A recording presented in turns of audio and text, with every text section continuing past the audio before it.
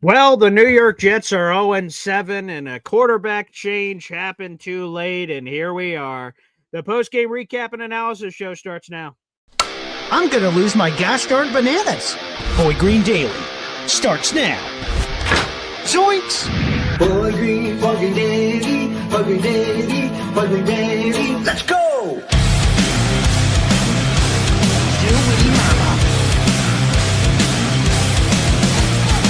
Put your seatbelts on. Get ready for the ride. We're the freaking New York Jets, and we're built for this shit.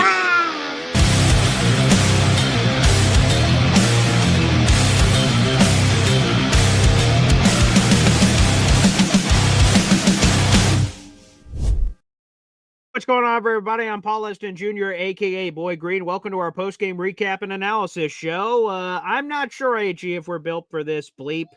Unbelievable. 0-7, and it continues for the New York Jets. Absolutely terrible.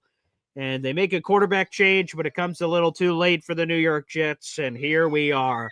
The Jets fall to 0-7. The Panthers win their first road game of the season, and the Panthers move on. They win this game 13-6. The phone lines are open. That's a pinned comment on youtube.com/boygreen25. And boy, oh boy, your phone calls are welcome here on the show. A venting session, draft, tanking. God, I don't even know what to talk about anymore with this gosh darn embarrassing New York Jets team. They made it interesting at the end, but you don't get Boy Scout medals for interesting. You get it for winning, and the Jets did not win.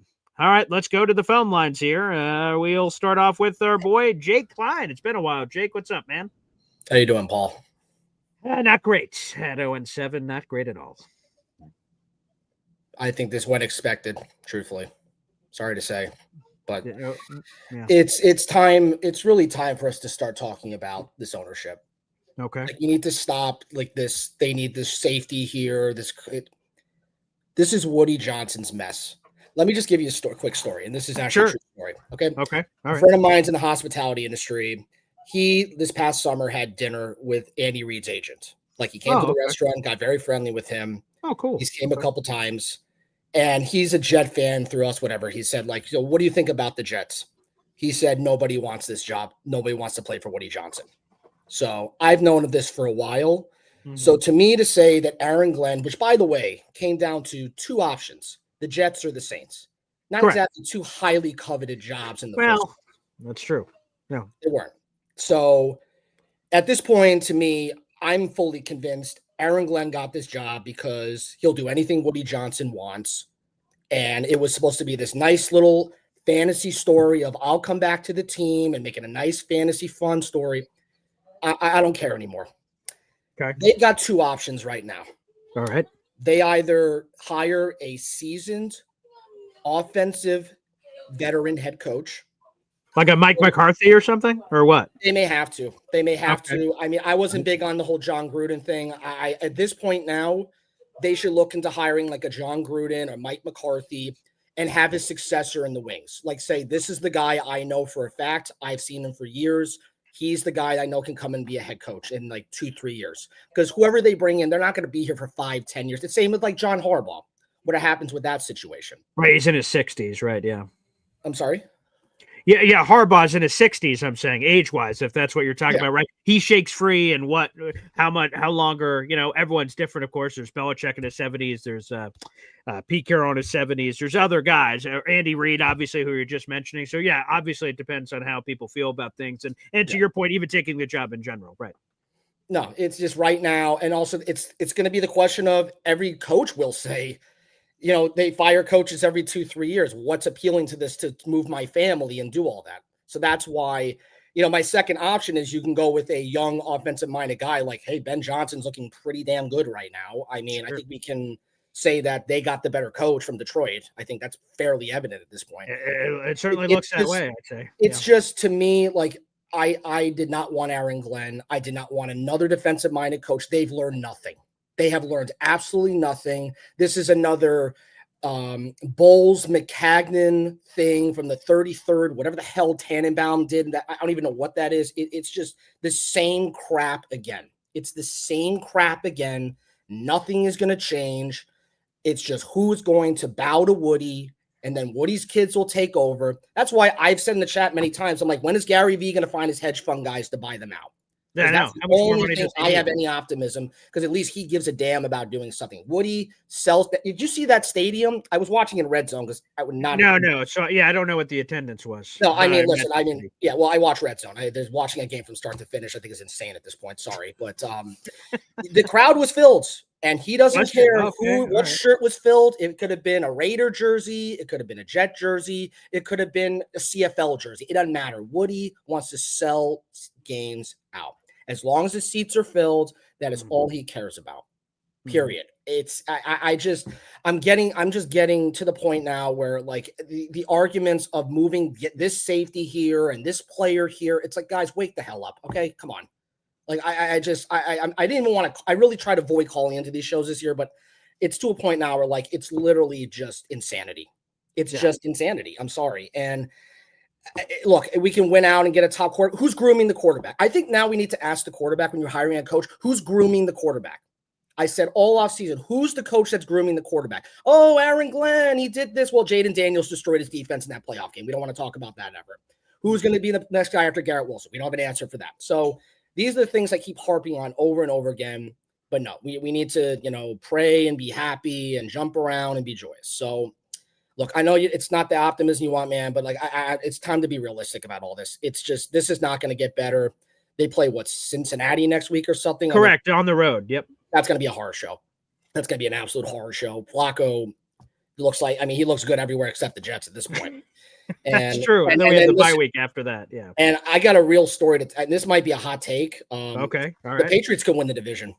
I don't think this is a joke anymore. I think they blew out Tennessee. I don't know if that's a final now, but yeah, they were blowing the shit out of Tennessee. Yeah. Drake May looks very good. Josh McDaniels might be the best. I think Mike Vrabel obviously was. I mean, it was a no-brainer. He was going there. Of course, right. Yeah. Josh McDaniels might be the smartest hire of the offseason for coaching. Like he coming back there and knowing how to run the operation. I hate the Patriots, but of course, let's be real, man. It's like they've got a covenant quarterback. They've got a good defense. He brought Harold Landry. Yep. Vrabel I thought he was coming here if Ryan Day didn't win the national championship, but the reality is that it was that or the Patriots. And congratulations, New England. You've got your next guy again. The Bills might slip a little bit. Who knows? I mean, Mike McDaniel's getting fired tonight.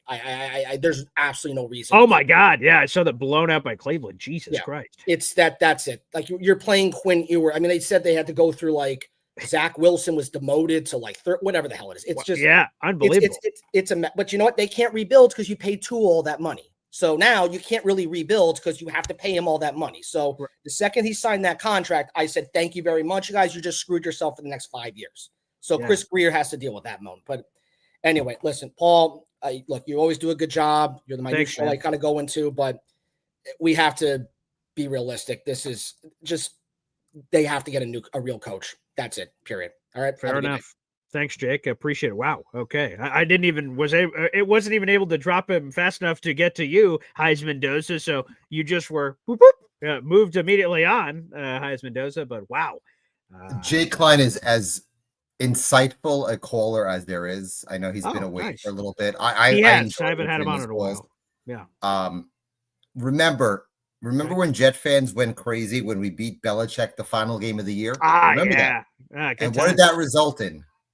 Drake May to the Patriots.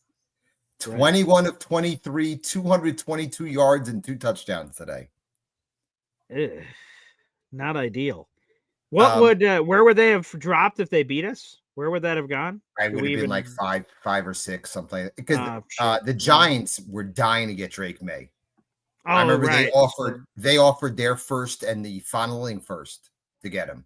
So let's see. Who else was in that class that I'm not thinking of? Oh, that was the 6 and 12, right? 6 quarterbacks in the top 12. That was the Caleb Williams, Jaden Daniels, Drake May, Michael Penix, JJ McCarthy. Okay. So I guess they could have had one of the other guys, but they would have been out on the top 3. So wow. Yeah. Okay. The Giants would have been the 3rd pick, and they would have drafted Drake May. Correct. They already said they would have. Yeah. They were all in. Yeah. There was also a rumor that I remember the Vikings had 3 number ones that year. They had 2 number ones that year, and they offered 2 number ones and the following year's number 1 to move up to number 3 to get May, and the Patriots said no.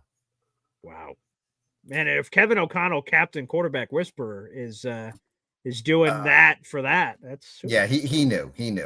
Drake May is a star in the making. Drake, I said a couple of years ago, I thought Drake May would be a top 10 quarterback within 2 years. I think it might be even less than that now. He is a really special quarterback.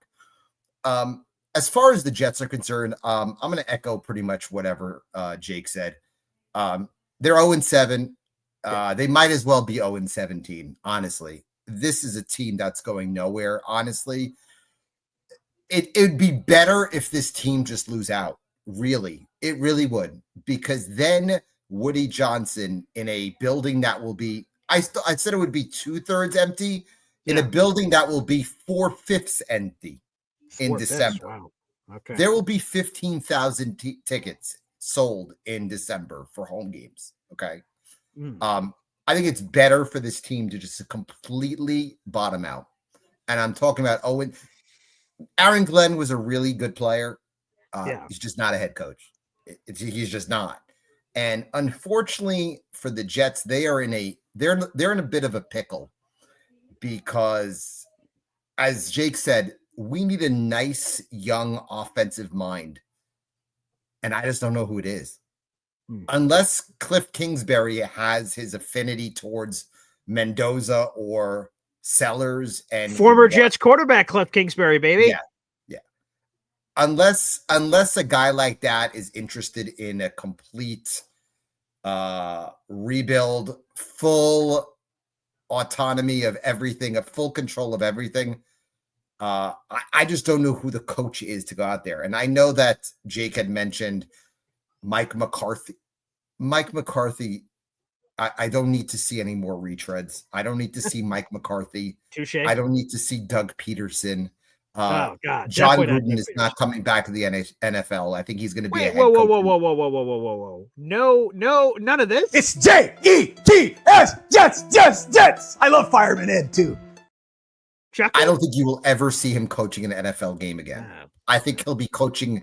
There's a good chance, especially with Billy Napier getting fired today in Florida. I was about to say, I heard the college rumors with him for a while. I could see him going there, or I could see him going to Arkansas, or I can see him going. Yes, I heard there's those a lot. Rumors, yeah. There's a lot of college jobs that are very enticing. Yeah. The Jets are in a bind right now because they need a young offensive mind, and unfortunately, I don't know who it is. You want to look somewhere, and I mean, you want to bring in Matt Campbell. I don't know if he's the guy. Yeah. I don't know. I don't. And he rejected the Jets in the past. So I don't know what would have changed. I don't know. I was disheartened, as I said, when Kurt Signetti re-upped with Indiana. Right. That looks pretty done contract. He had the personality that would work here. He was Rex Ryan on the offensive side of the ball. He wouldn't give two shits about what people would say, as you could tell based on the fact that you heard him interviewed. And he's just a cocky bastard. But you know what? Very much so. Yeah. He wins. That's the bottom line.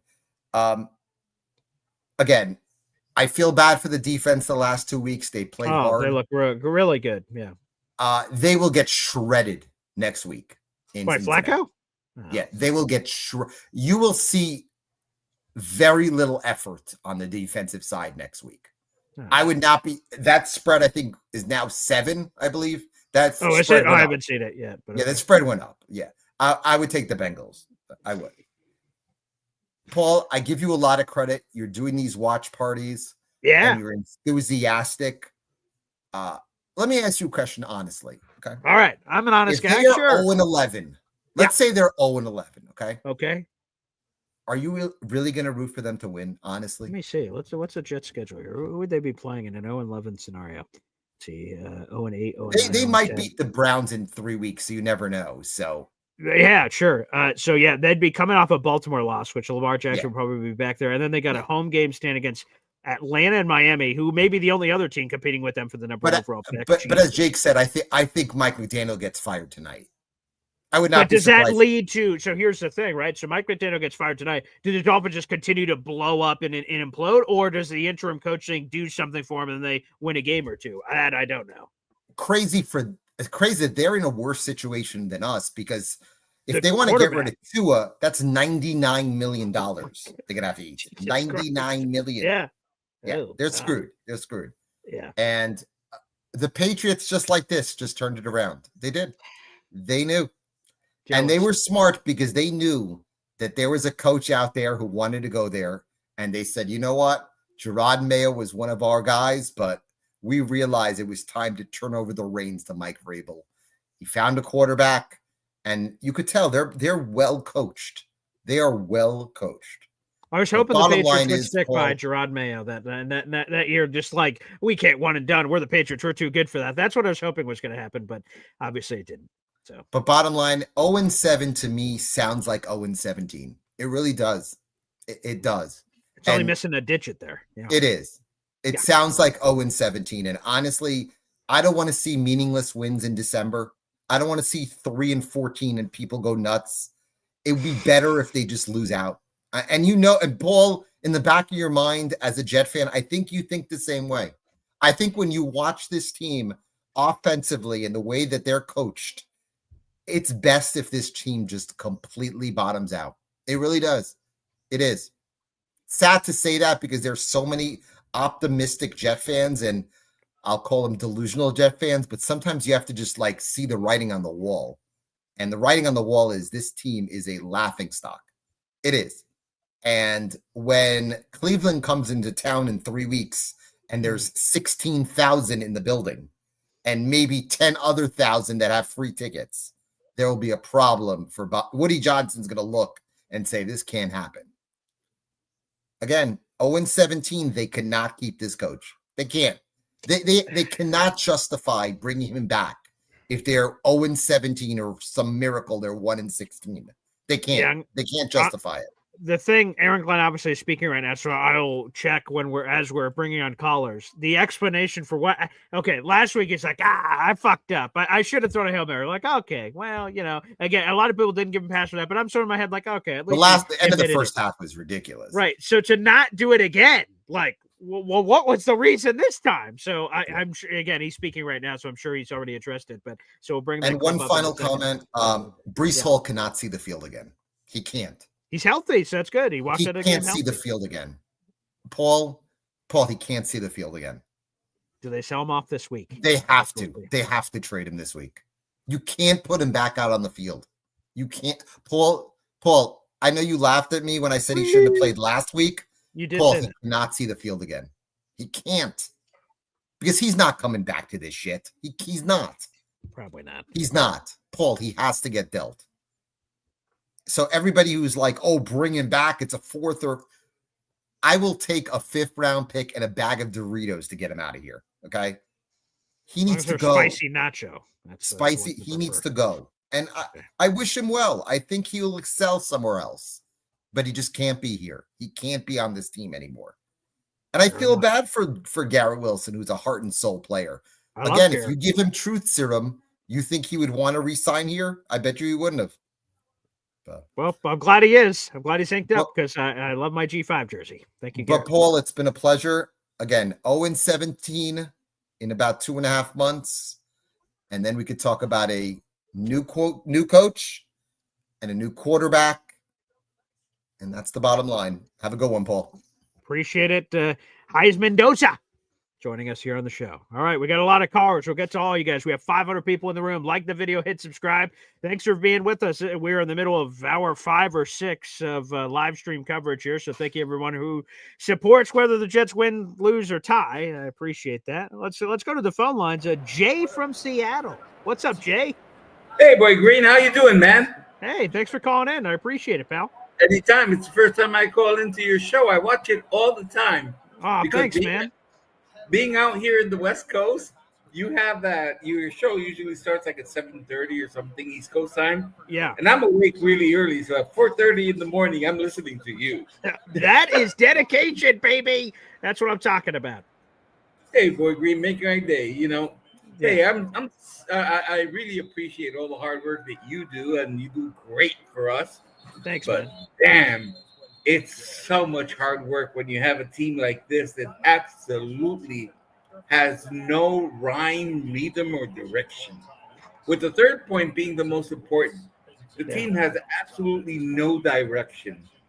And I think it was simply because they trusted, what's his face, our head coach. AG, of course, right? Yeah. Yeah, I agree. They trusted him, but he doesn't have it. He's never been the head coach before. He's been a defensive coordinator. He's very I think he's very raw as a leader. Very raw. I mean, he yells, he gets upset, he shows his feelings. Hey man, you can't do that when you're a head coach, especially in the NFL. You got to be Joe Cool, and if you're not Joe Cool, step away. And he's not going to step away. So I just don't see any future for him or for the team going forward. So somehow, some way, they're going to let him go at the end of the year. I don't think we're going to win more than 3 games. And if we do, it's going to be at the end of the season and they're not valid when no one really cares. So it's going to be tough because it's going to be another startup for us fans, right? How many of these are we going to have? Jesus! At least once a year, as you've seen. Okay, well, I guess so. It feels that way, Jay. Once a year. But, hopefully someday we'll bump into, because that's how it's going to happen. We're not going to hire anyone. We're just going to bump into them and say, oh, shit, look what we found here. This guy's good. Because we have no notion of how to select those people. Apparently so we just have to wait for them to randomly fall in our laps. I will take it however it comes, whether from the high heavens or we picked it or we stumbled into it. I will take it however it comes. And right now, 0-7. Man, if you would have told me that, hey, Paul, I've looked into the crystal ball and you're going to start the season 0-7, like, come on, we're not going to be 0-7, right? And it's just, man, it sucks to be the only winless team in football. That's pretty embarrassing. They're probably going to win one game when it's unexpected against a really good team. Yeah. Just to kind of say, we're capable of this, but we suck. We don't do it every day. See, when I look at the schedule, the random one that makes the most sense of who's left is like Baltimore beating the Ravens in Baltimore, and somehow no one, they're like a 30-point underdog or something. Like that's the one where you're like, what in the world on the schedule that outside of New England and however they look like, I guess that'd be another one, but without the divisional ties, that's like the bizarre one that you would give them no chance, especially Lamar back. Like that's the one that could surprise, but I guess you never know. This has just been only this year, Baltimore's no good. Right. That's true too. Right. They have the number 2 overall pick right now. And beat Baltimore, yay! When they suck. Yeah, so I know. That's what we do. Yeah. But anyway, we're Jets fans, and it is what it is. I actually saw the first Super Bowl. Hey, I was 6 years old. All right, Jay, what was it like? Tell me. It was fun. I was a kid, right? So I was watching it in my grandfather's house, and he had back then one of the few color TVs that existed back then. My grandfather was a cool guy. Yeah. Wow. So I saw it in color. Now, granted, back then the transmissions weren't as sharp as they are now. Right. So you also saw kind of like the shades and things going back and forth, but I saw it in color. That counts. And only if we could do that before we kick the bucket again, that would be wonderful. So you never know. That'd be beautiful. We'll see it before we kick the bucket if we're lucky. And I think we were lucky. We as people are lucky. The team sucks, but we're lucky. Yeah, that's it. So 100%. We may be able to see it. But hey, listen, there are a lot of really good content creators in terms of Jets areas. And I'm just surprised at how strong we are in terms of content creation and fan development and all this. The activities that you have, who we're talking about. Of course. I mean, yes. You guys are fantastic, and I really admire you guys for your dedication to the fanhood of this team. Because if it were me, as my dad would say, "Pal carajo." That would be very fitting. Well, I'll tell you this, Jay. It's so cool. Again, I say this all the time because I was in radio for a long time. The majority of your listeners or viewers you never hear from. They just are committed and they watch and listen on their own. So it's always great to be reminded, Jay, that you're a big fan of the show and you tune in and you got to call in for the first time. I wish, of course, it was under better circumstances, of course, but nonetheless, Jay, that means the world, man.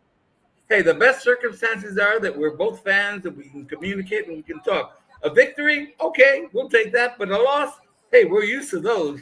So That's for sure. Thanks, so we Jay. get a lot of commentary. Thank you, man. Take care. All the best. There we go. Jay. Wow, that was cool. Okay. The first call of Jay's career in the Boy Green consumption. Thank you. Appreciate that. Again, Jets 0-7. But here we go. All right. A lot of you guys want to call in. Let's keep it rolling. Up next, Hepster. What's up, Hep? Hey, Paul. How you doing, bud? Whoa, God. And then the tease, right? So, like, and it just looks lifeless with Justin Fields. Nothing. All of a sudden, Tyra gets in, and then the defense starts picking it up, and then, one score game. Wait a second. Is it going to happen? No. Wait, maybe. Oh, geez, not again. So it's very herky-jerky. It teased us. What do you think? I think the defense has been showing up. They're 100%. better.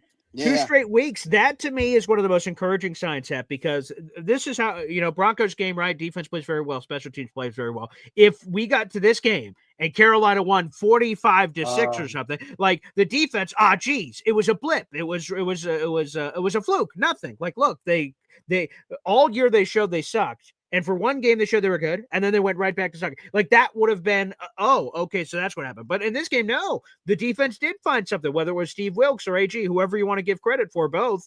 Like, okay, the players stepping up, like, awesome, phenomenal, great to see. The special teams, again, very good. The returns were very decent. It was offense again, and then the quarterback change happened too late. Apparently, again, I'm seeing quotes and comments from AG. He was non-committal on who his quarterback will be moving forward. So, to me, while some people may immediately get upset, how's it not Tyrod? The fact that he's non-committal seems like that opens a door for Tyrod. If he immediately said, no, Justin's my guy, I just made a decision in the middle of the moment, then that'd be one thing. The fact that he's non-committal totally says that Tyrod's on the table moving forward, I think, is how I read that. Again, I haven't heard AG speak yet, but that's how I totally read it. So it sounds like it could be Tyrod Taylor time moving forward. Is there any I know this sounds crazy, but is there any possible way to get Justin Fields off the books? You think anybody would take him, even at a reduction price? It's a great question because, right, so someone else brought this up, but I just totally dismissed it because, right, Justin had never even been benched yet this season outside of injury. But someone did bring this up and said off air, it was something else. Someone texted me or someone said, hey, that same question. I'm like, I can't see it, but with all the quarterback injuries across the league, do you think that the Jets would make a seismic shift of Justin's not our guy, let's flip him for whatever it is, save some money on the books for the future, and then complete reset? I mean, what a dramatic shift of position of Jets going QB1, Crown, he's the guy to traded. I mean, you can never rule anything out. So no, with the quarterback injuries across the league, you have to leave it possible that they would make that jump, because like it's going to be hard to, if let's just say they go to Tyrod Taylor moving forward, it's going to be hard just to see Justin just riding there on the bench, waiting. Like clearly, I think he's either the guy or he's just not.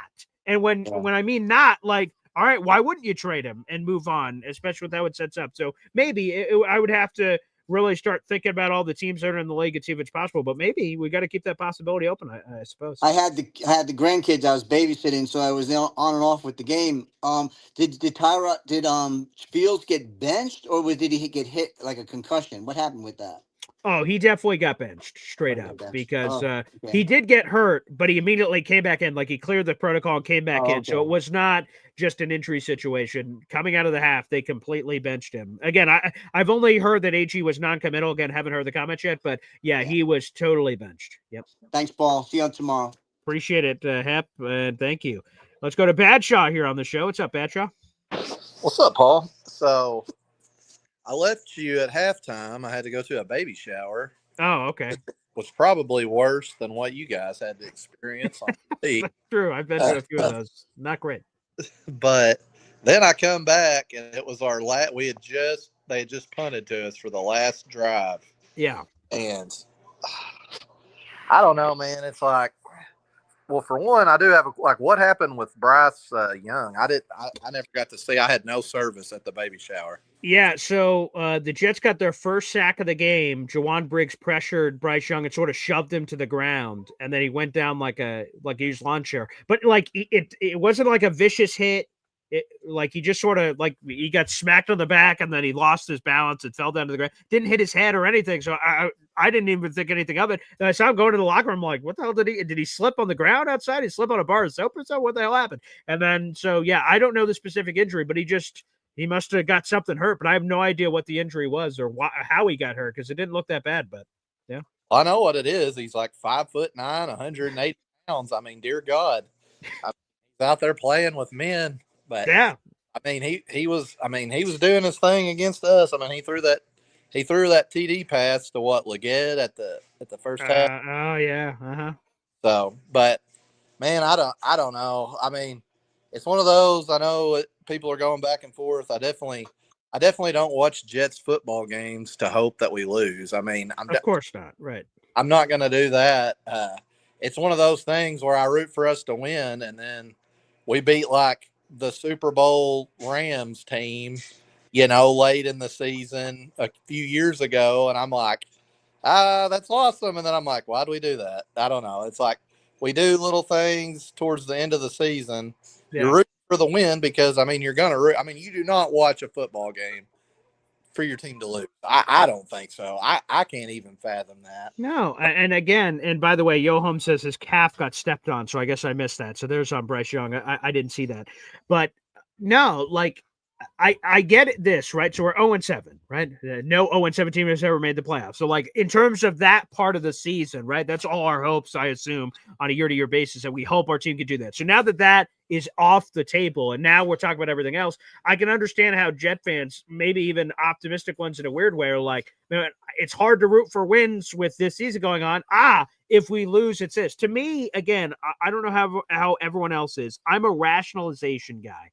So I'm rooting for the Jets to win every freaking game. Bengals, I hope the Jets kick the Bengals' ass. I want to freaking win. I don't want to be winless. That's embarrassing. I hope they win that game. But if they lose, my rationalization will be, well, better draft pick.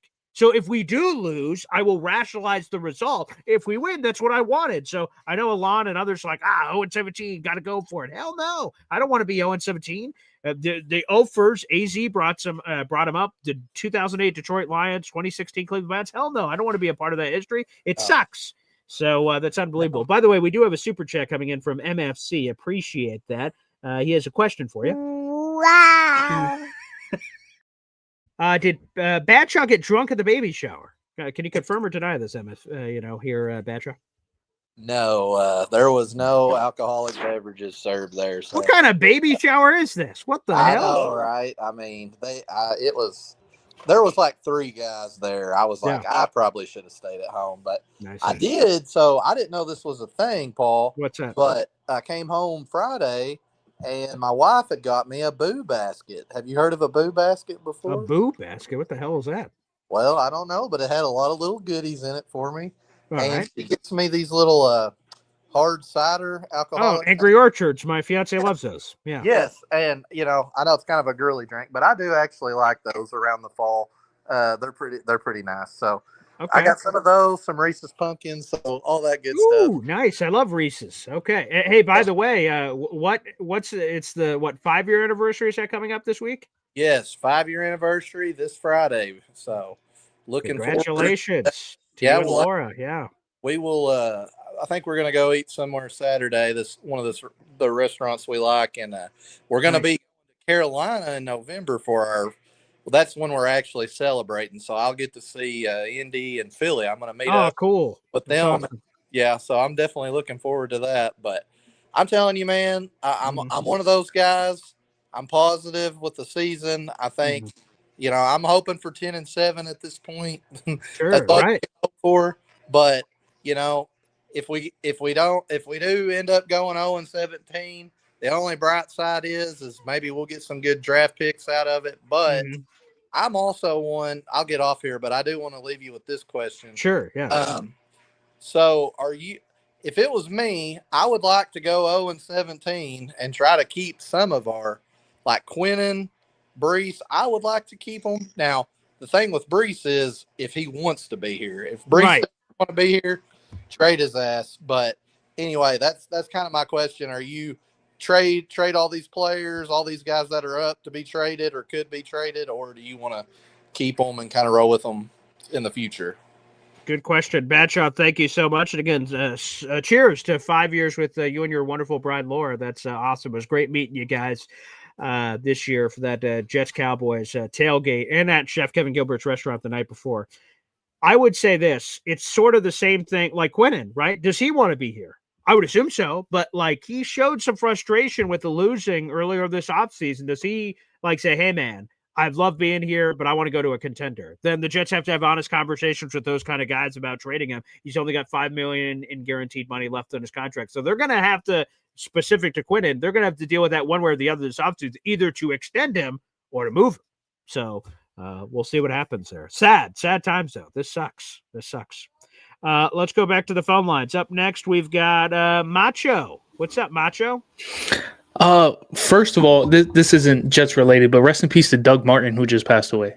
36 years old. Muscle hamster. Yeah. What the flying who? What happened? It so far there's no details. It just broke probably like 20 minutes ago. Oh, that's terrible. Oh, yeah, I was looking up just stuff on Twitter to see some of these stats for the other games because obviously I was glued into the Jets game and that came across. Man. That's terrible news. Yeah, okay. that's absolutely Doug terrible. Martin. Yeah, you just broke that news to me. So damn. But yeah, I remember his I remember his nickname coming out of the combine, Muscle Hamster, and he was a fun player for the Bucks and everything. Absolutely. That's awful for him and his family. God, 36. Jesus. It's so freaking young. That's so sad to see, man. So hopefully there was no foul play there or anything like that. Of course. Right. And then also shout out to Jay for being able to watch that Super Bowl win. I am so goddamn jealous. As am I. That's I don't give a shit how old you were. That's like to ever see the Jets win, because I dream about that. Like what it would be. Because obviously every year, right? We're like the person that's outside of the club. I'm watching someone else waste it on a year-to-year basis, and their fans like crying and the trophy and then the parade and the confetti. I'm like, man, for your favorite team. Wow, that would be pretty cool. Now, I've been saying that for negative whatever years because I haven't been alive for the entire drought. But Jesus, that sounds pretty cool. So shout out to Jay, big ups. Yeah, shout out to Jay, man. And then to get into this game, I know Fields wasn't playing good. He was not playing good at all. Awful. Yeah. But I wouldn't have benched him. No, I would not have benched him. No, not at all. The reason I wouldn't have benched him is because Tyrod is just as bad as him. Apparently, he's just as bad. Not only is he just as bad, he's 10 years older, and we also guaranteed Fields $30 million. So why not see the investment through? We're going to lose the game anyway. Well, here's what I would say, because I've been with that mentality. I've been with the entire season. I'm like, it's Tyrod Taylor. Why in the hell do I want to watch this old bastard? But in the middle of the game, where literally, this guy is doing nothing, and this guy I'm referencing, Justin Fields, you owe it to your team to go to any lever you can pull in the middle of the game to try to find somebody. And for whatever it's worth, again, Tyrod Taylor threw some dumbass interceptions. Like the second one was just stupid. The first one, fine, you throw it towards the end zone and you didn't put enough loft on it. Like it could have been a touchdown if you threw it better. Like, okay, that's whatever. The second one was just awful. 1-on-1 with Josh Reynolds, and clearly he had no separation on JC Horn. That was a stupid throw. Terrible. But he was able to move the ball. He was able to keep some plays alive. So here's the fact that we just sort of have to address. Okay. They all suck. That's the point. Sucks. That's my point. It's like we suck terrible. Anyway. Might as well just see the investment through. But Justin Fields got sacked 3 times. So did Tyrod Taylor. Sure. He played less time, and then also the 2 interceptions that you just named. So it's like we're turning the ball over, and also on top of that, we're not. 126 yards. That's cool, but it's not like he did anything with it.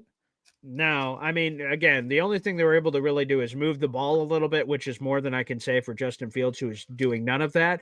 But I hate that we're here. I hate that we're here at 0-7. I hate that, we're like, which quarterback wants to help us lose this game? You have them both. Like. You're both contributing. It's just it's frustrating. And now he's non-committal at quarterback, and I can't blame AG. Whatever. It's a choice of, would I rather get punched in the face or punched in the nuts? Both hurt. Yeah, so I'm not really sure, whatever. Literally. So. I think if it was up to me, I would have kept Fields in for a couple more weeks, maybe week 10, 11. And then if at that point he's still doing terrible, I would probably just bring up Brady Cook. And maybe that's coming. Who knows? Maybe that's coming earlier than I thought. I totally dismissed it like, you guys are crazy. But maybe I'm crazy. That we're not considering that too. Right. I don't know. Like, So, but and like you said, like I mean, it gives the team something to show that we're trying something, give a spark or something like that. Maybe Brady Cook isn't good either, but he's a rookie. We have no idea. With Tyrod Taylor, he's been in the league long enough for us to know. He's been on our team long enough for us to know. and maybe it'll come for the Brady Cook thing. In like a week ago or days ago, I said, Brady Cook probably does have like 2 or 3 games left of the season. Now, I'm willing to amend or alter that based on the results of today. When the Jets are mathematically eliminated for the playoffs, and I have to imagine that's coming here point. Sooner rather than later. Today. Like when the official they've been eliminated. Like officially, maybe that's when, like, because literally there's no mathematical chance. It's completely over. There's absolutely zero chance of it. Maybe that's when the literal evaluation would happen, because you're like, literally the playoffs are not possible. Right. So maybe that's it. I don't know. Jump into the defense side. The defense played good for the second game in a row, which I love to see. But we also can't acquit them for the first 5 weeks when we gave up more than 27 points in every single week. Gave up 31 per game. Oh, yeah. So I love to see that for the second game in a row that we played well, but I also still don't forgive them for those first 5 weeks of just basically nothing. It's it's like when someone cheats on you, you forgive, but you never forget. So like, no, I don't either. Yeah. So like, that to me was still so awful that like they were that bad. Now I hope the only thing that we could do moving forward, because we can't change the past, is hopefully they can continue to play this way with that energy and effort. Yes. Now, hopefully that doesn't start to dissipate. Like the offense is dragging them down. They're like, you know what? Fuck this. We don't care. Why like are we trying? That level of complacency could get people like the people who are calling for AG's head. That's how he could get fired if that sort of permeates the team and you get in that realm. But I'm just hoping the defense can continue to, churn out and show that kind of effort. That's what I'm hoping. And then the last thing before I let you go is I'm still not trading Breece Hall. At this point, we're going to get a quarterback next year. If we're going to get a quarterback on a rookie contract, that means we can afford to pay these other players. He's going to need as many weapons as possible to help him get some type of development throughout the season.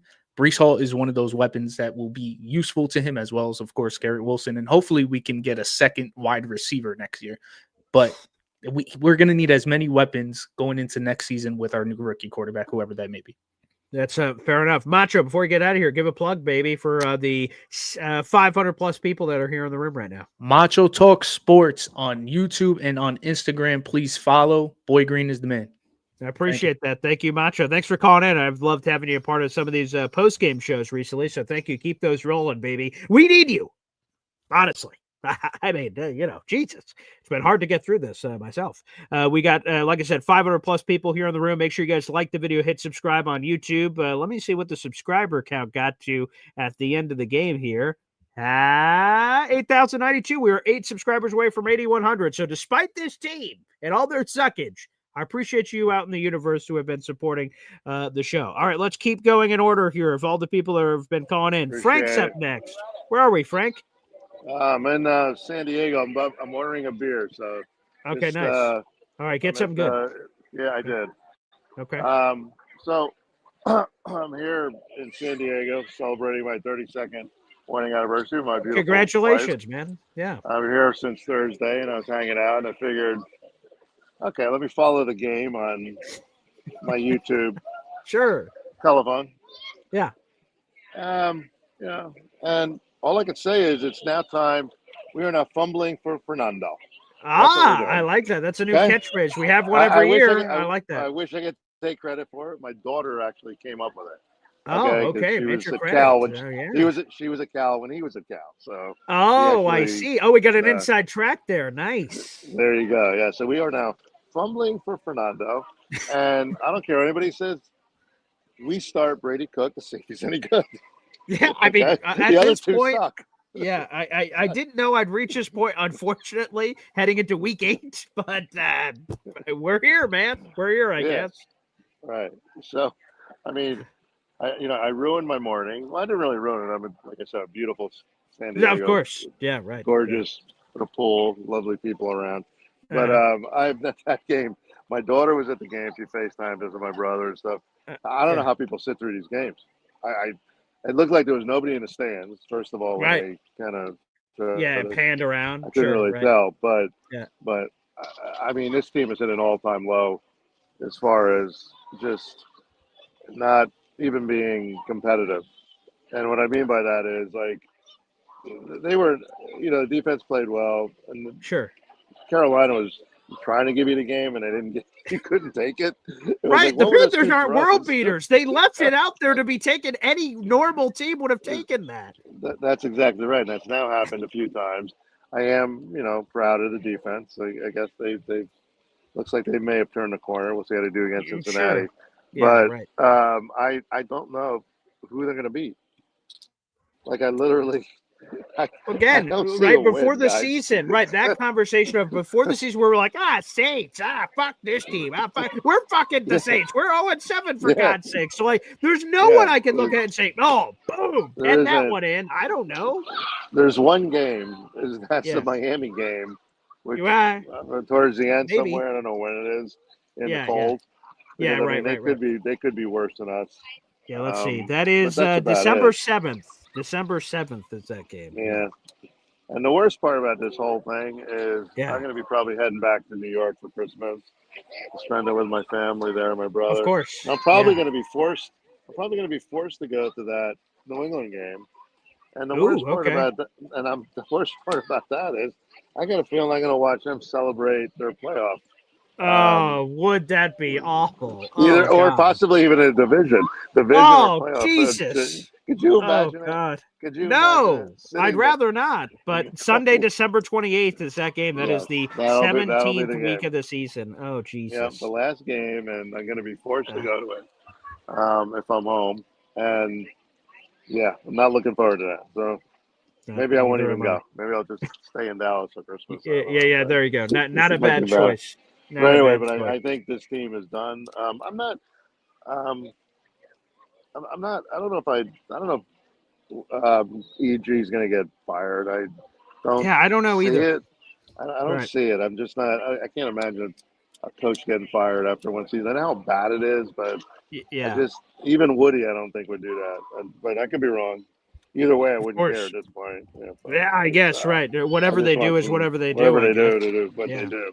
But I do want to see. I want to see what Brady Cook can do. I'd like to see him play a couple games and see if he's any decent. He did play in the SEC, so you never know. Hey, that's true. Yeah, so I guess we'll see. Frank, appreciate you, man. Yep. There he is, enjoying the beach and called into Boy Green Daily. Our post-game show, rather. All right, a couple of super chats. Let's get those through. DNY for life, baby. Wow. For 15 months. Appreciate you, BG. Need to see Brady Cook. I think Brady Cook time is coming sooner than any of us thought. DNY for life. Devin, appreciate you. 5-pack of Boy Green Coffee Club memberships. Thanks, Devin. Appreciate you. 5 more raffle tickets to you, sir. 5 memberships or more gifted here on the channel. We play a quick video package. I'd like to play this after a Jets win maybe this season. Haven't seen that much this year, that's for sure. By the way, those 5 memberships went to Jay Mole, James Jones, Dropback Mark, Joshua Ra, and Jets Average Dad. Thank you, DNY for life, for those memberships. You were up to, let me make sure I get this appropriately for you, 25 raffle tickets so far this month. So thank you very much for your contributions, good sir. You are in second place in our raffle contest so far this month. Thank you for that, good sir. Supporting, even though the Jets haven't been supporting at all. And real quick, a super chat coming through from Keno Thomas. Wow. That ball hit Alan Lazard right in the chest. Sure freaking did. Oh, Alan Lazard. And then we may be forced to do it again. We watched no Garrett Wilson, obviously, today. So we've been seeing these random ass receivers. And we may see that again next week. Why would the Jets rush him back with the bye week the week after? They could give him basically a month off. So I don't know. Obviously, Garrett was close-ish, or the Jets were playing gamesmanship, because Garrett was all the way through 90 minutes before kickoff was officially ruled out. Maybe Garrett's going to come back this week. I have no idea, but I guess we'll see what happens. But Keno, thank you for that. You're $1 away from a raffle ticket, my good sir. All right, let's go back to the phone lines. We have over 500 people in the room. Up next, KO. What's up, BG? Hey, what's going on, man? Not much, no day work, but yeah, I just gotta hang it up. This is pathetic. Yeah, man. Like, come on, we can't hit a open receiver from like I'm lost.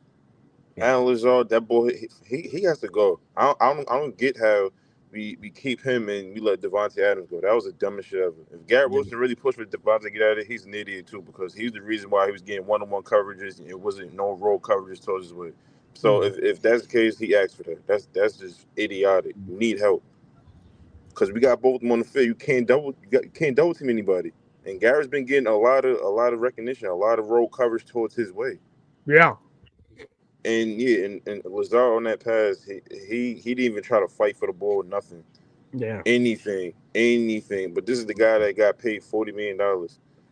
And even down to it, I got much love for Justin Fields. I was on the bandwagon and everything, but he's just not it. I'm sorry. Definitely not. He's not it. Clearly not. He's not. He can't even hit simple flat routes. You know how many times, this season alone, how many times guys like Breece Hall, what happened to the Beck guy? I liked him during preseason. He's a good receiver out of the backfield. Yeah. He has guys running in the flats. I would take 5 yards every time. It makes it that much easier. I would take it. I'll take it with no problem. And then you can wind up and throw that field.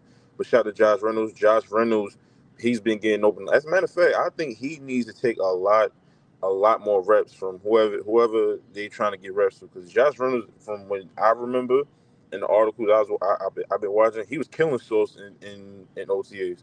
Mm-hmm. He was dogging him.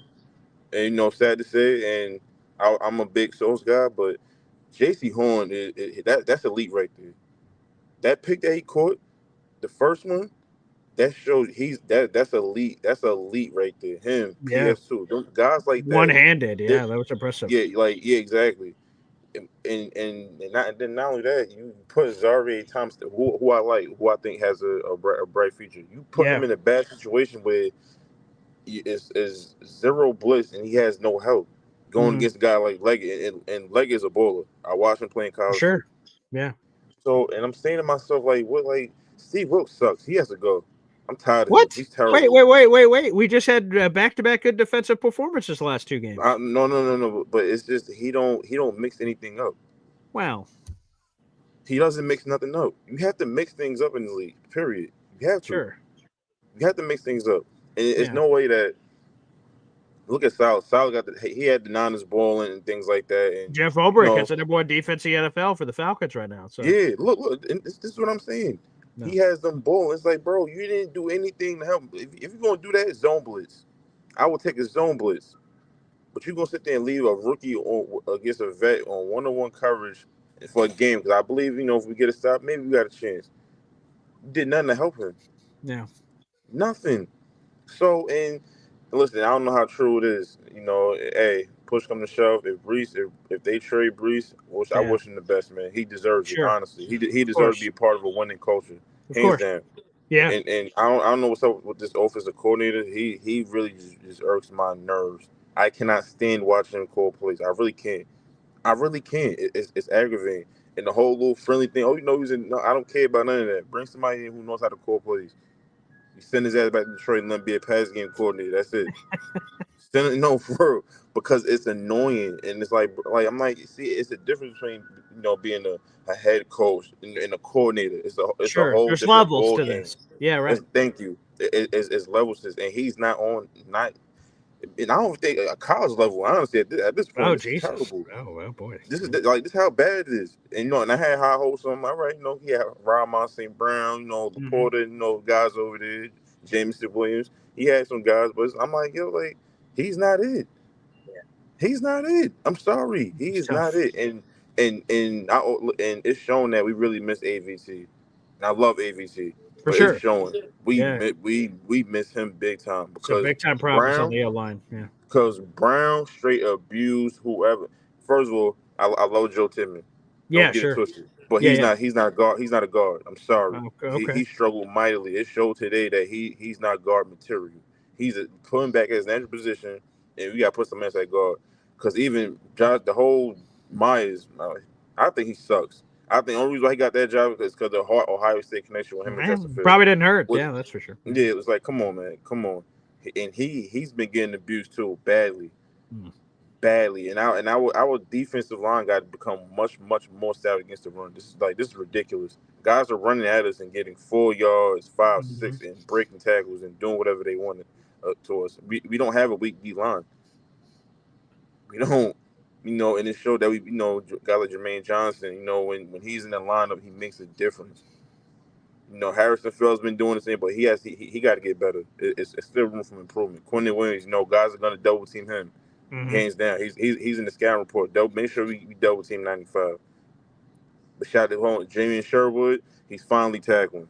Finally, it's good to see. Yeah, took a while. Thank you, Jesus. He's finally tackling. We needed it. And this is why you're getting paid. He's looking good on coverage. This is why you're getting paid. You got to play at an elite level. Like the Fred Warners and things like that, bro. You had you get paid. You got to show up. And look at Jackson. Even Jackson Dart. I'm looking at Jackson Dart, and Jackson apparently Dart he's doing some things right now. This is crazy to me. And I was against the Jets drafting, but I'm looking like, wow, this guy is balling because I had trust in the whole Justin Fields. Yeah. I had trust in that because I'm going off him balling out there in Pittsburgh. But then it's like Aaron Rodgers got the last laugh. You sat there, you did Aaron Rodgers like that, then hey, I got the last laugh. My team is winning. We doing this, we doing that. What is our excuse?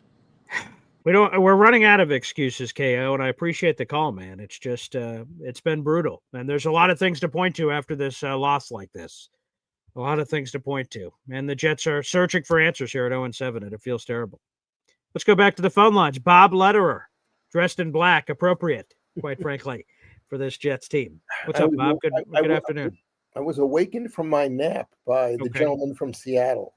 Yeah, Jay. Yeah, nice guy. I saw Super Bowl I in color. It was on 2 networks. Ooh. Okay. It was on CBS. Yeah. With Ray Scott, who was the voice of the Packers. Yep. It was on NBC with Kirk Gowdy. Oh, nice. Part of the merger agreement that they both would get to televise the first Super Bowl. I like that. Yeah. So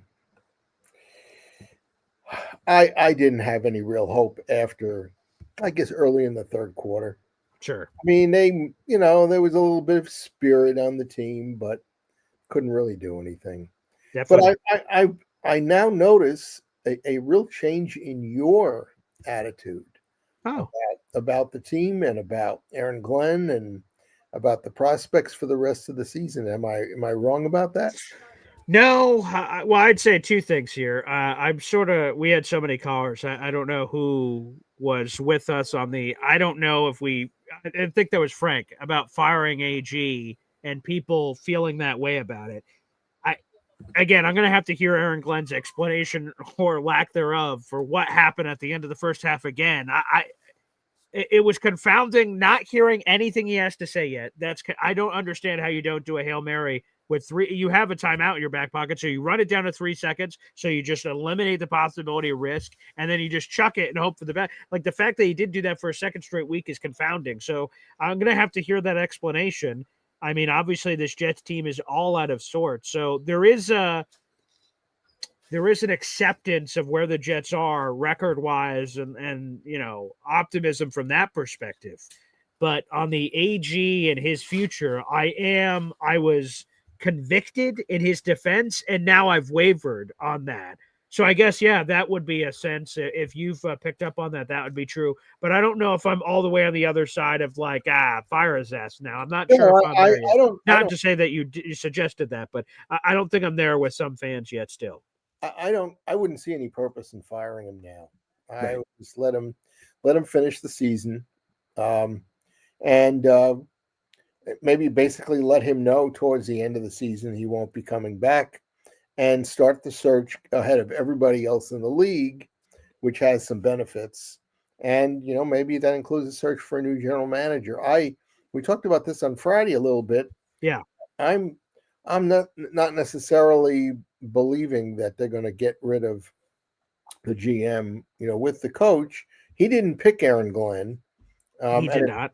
And if you think he's made some wise choices so far, maybe you let him pick his own coach. But so you're fine with firing AG, Bob Lederer? Yeah, but I wouldn't do it now. Of course not. I think totally not now. That would look ridiculous.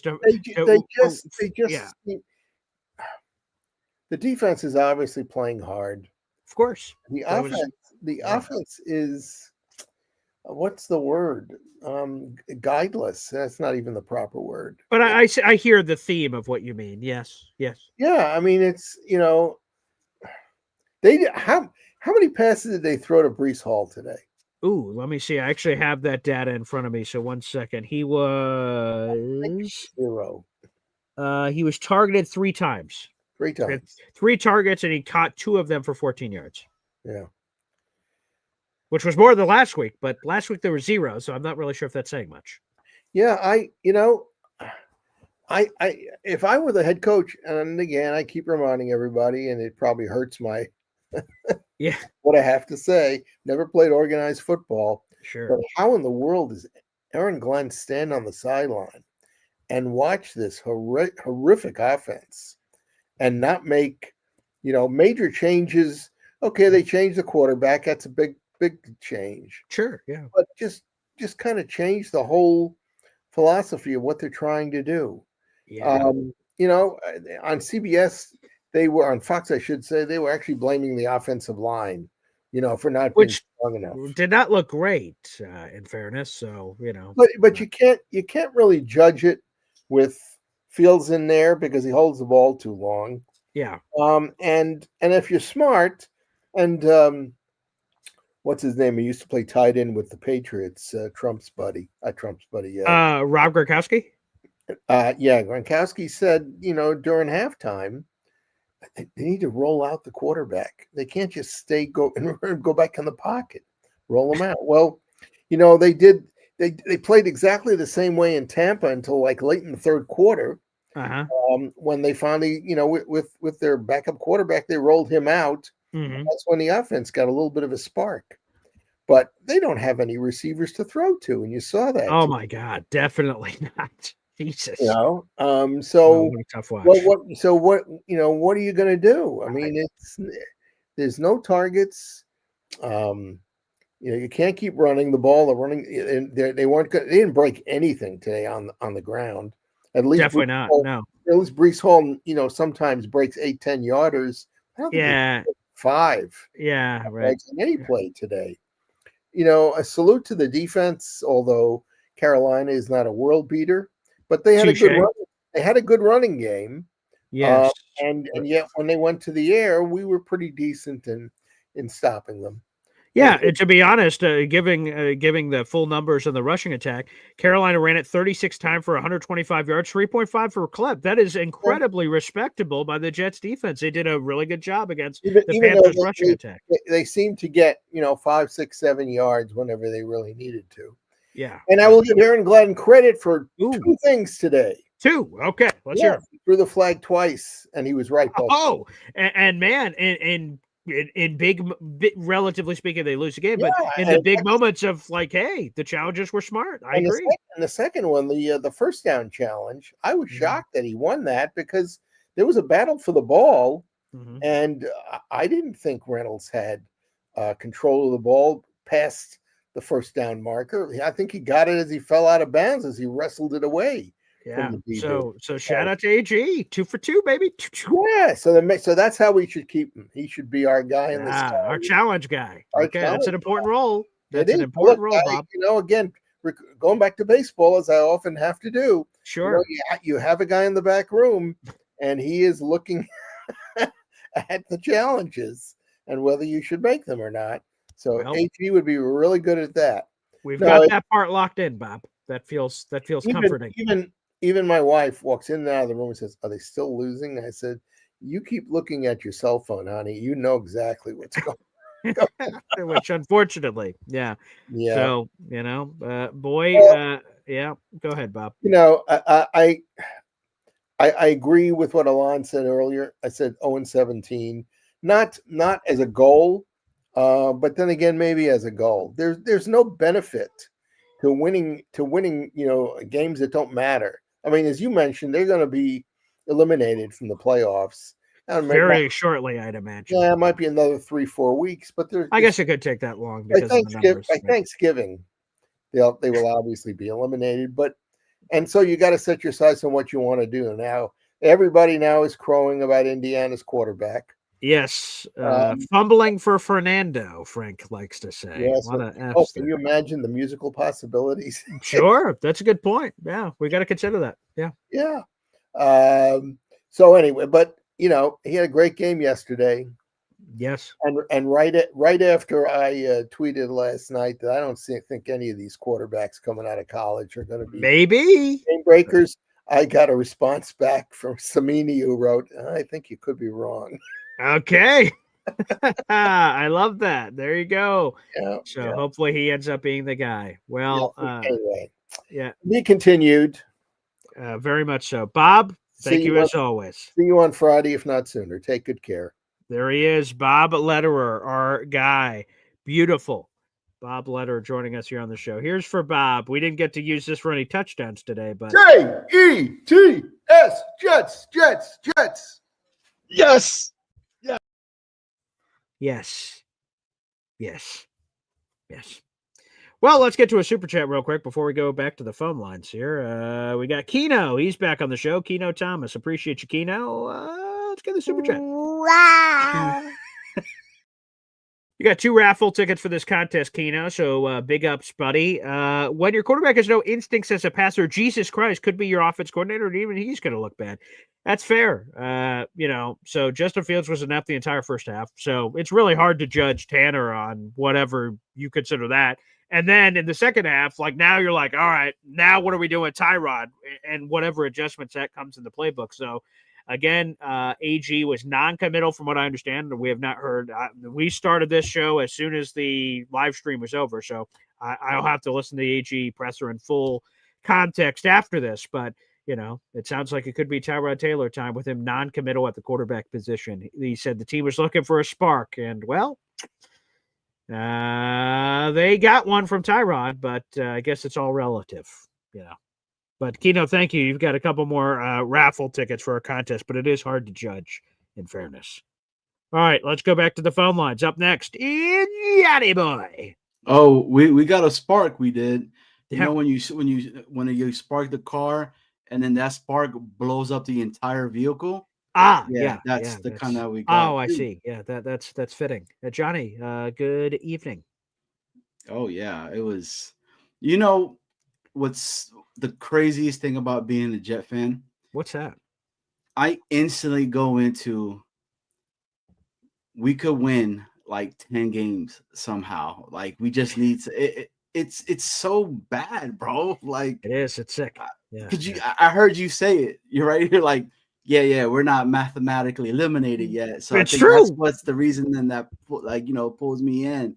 Yeah. But dude, I feel bad for Brees, bro. I know you've been on, right? But Brees, they had an interview. He talks about how it's hard.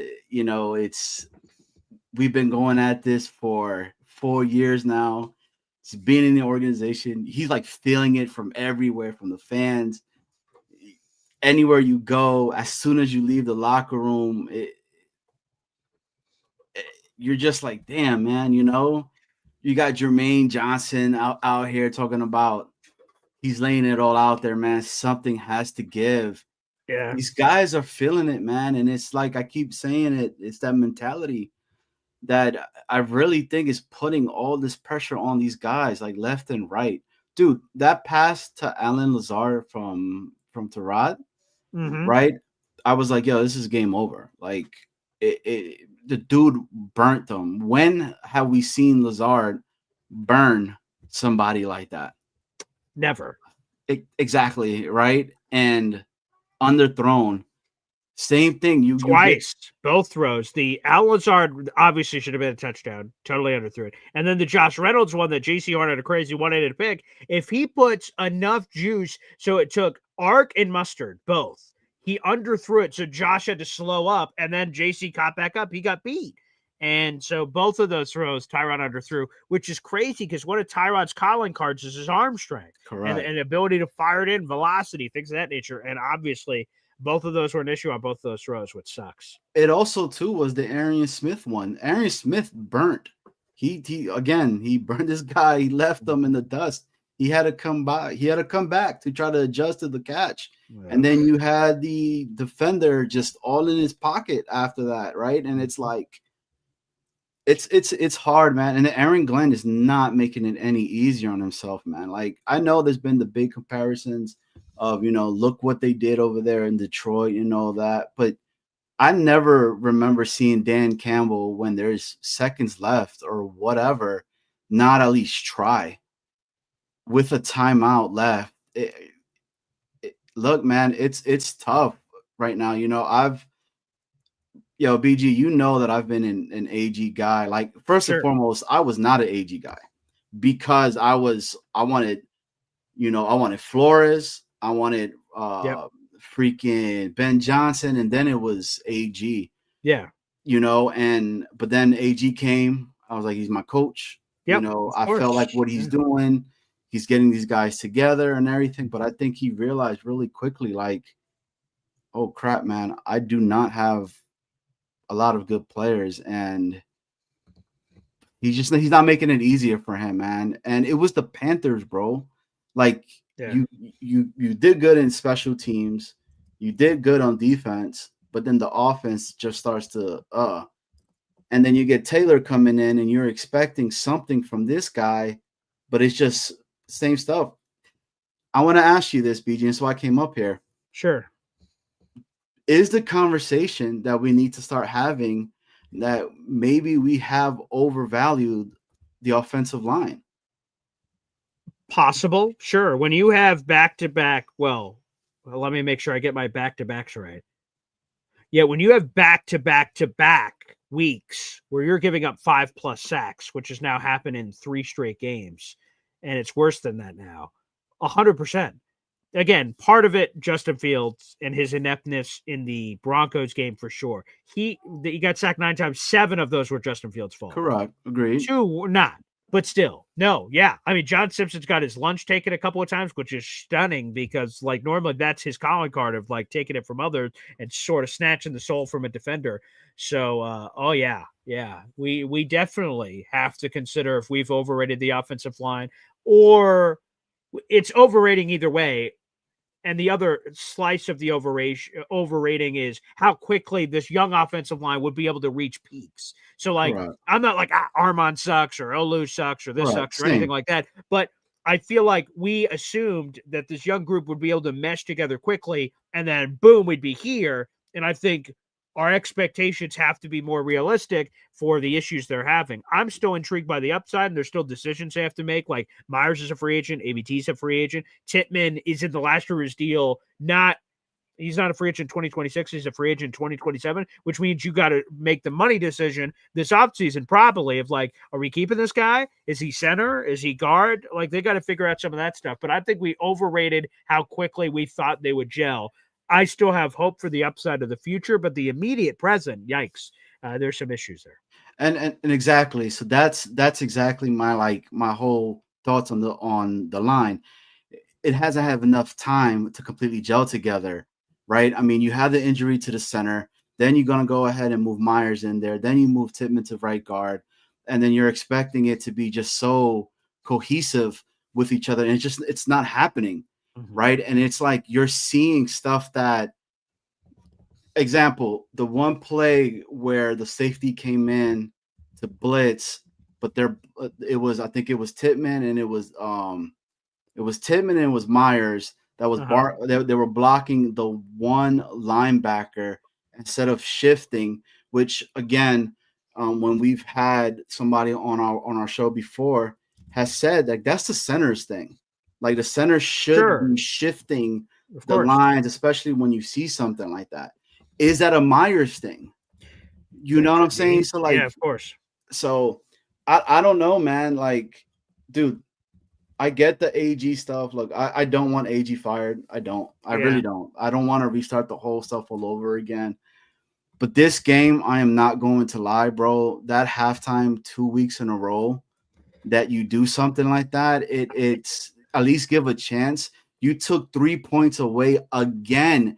Kick the ball. You got a guy that has not missed. Yeah, he hasn't missed all season. Right. Why? It would have been better going into the half I think at that point it would have been 6-10.